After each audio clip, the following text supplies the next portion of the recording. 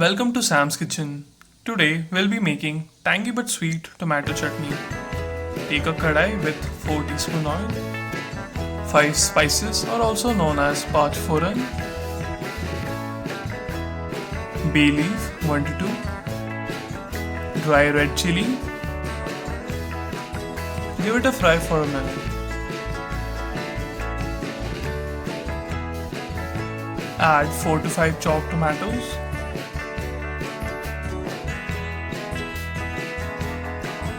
Salt,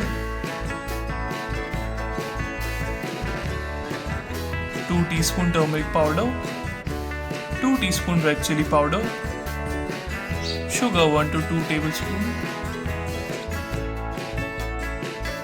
Keep the gas on low flame. Add jaggery about 50 grams. You can also add raisins to add that flavor of richness.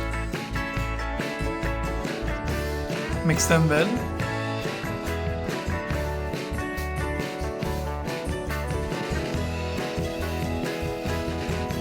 And cook it for 5 to 7 minutes. We now have to check if the jaggery has melted and the sweetness of it has blended into the chutney. Keep mixing and cooking until it does.